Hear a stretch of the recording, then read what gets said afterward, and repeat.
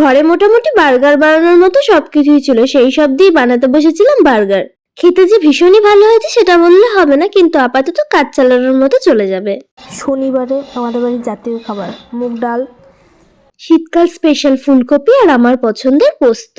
দিদি আর নানি সকালবেলায় ওই বাড়িতে চলে গেছে, ওদের সাথে আমারও আসার কথা ছিল, যেহেতু আমার পড়ানো ছিল তাই সকালবেলা আমি ওদের সাথে আসতে পারিনি। বিকেলবেলার পড়ানোটা পড়িয়ে নিয়ে ভাই আমাকে হাফ রাস্তা দিয়ে গেছে, দাদা আমাকে হাফ রাস্তা থেকে নিয়ে গেছে। বাড়িতে আসা মাত্র দাদা দৌড় লাগালো রান্নাঘরের দিকে, কারণ দিদি এখন বানাতে বসেছে পাটিসাপটা। দাদার বক্তব্য দিদির হাতের পাটিসাপটাগুলো ভালো লাগছে না দেখতে, তাই এখন দাদাই হাত লাগিয়েছে পাটিসাপটা বানাতে। আপাতত আমি এখন রান্নাঘরে বিচারক হয়ে দাঁড়িয়ে দেখছিলাম কার পাটিসাপটাটা সত্যিই বেশি ভালো হয়েছে। করুক না, দেখো তোমার ইয়ে দেখো আর আমারটা দেখো একবার। দেখো কপেছো দেখে নাও তাহলে বুঝবে। ডবল কপ প্লাস এটা তাল পাতা হলে আমি এক চান্স এরকম ঘুরিয়ে দিতাম। নাও এটা করে তো তোমার ছেলে, এইগুলো আমার। কোনটা শৌখিন কোনটা হয়েছে মা বলো?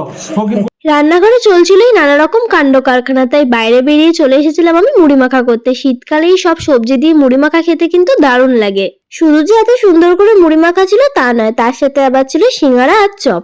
নিচ থেকে ভরপেট খাওয়া দাওয়া করে আমি আর নানাই চলে এসেছিলাম উপরে একটু খেলা করবো বলে। এদিকে ও আসা মাত্রই দেখো এই সোফাটাকে নিজে নিজে সরাতে চাইছিল, ও পারছিল না বলে আমি একটু সরিয়ে দিলাম। রুকো যারা, সবার করো। ওই দিক দিয়ে কে ওঠে, সামনে দিয়ে ওঠা যাচ্ছে না। সামনে খেপা, তুই খেপা কোনটা? ওর খেলার জায়গাটা আমি এসে দখল করেছি বলে এখন আমাকে মেরে সেখান থেকে তাড়ানোর প্রস্তুতি চলছে।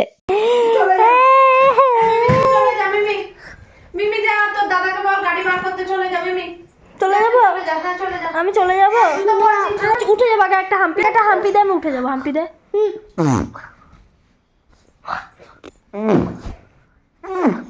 এখানে একটা হাম্পি, এখানে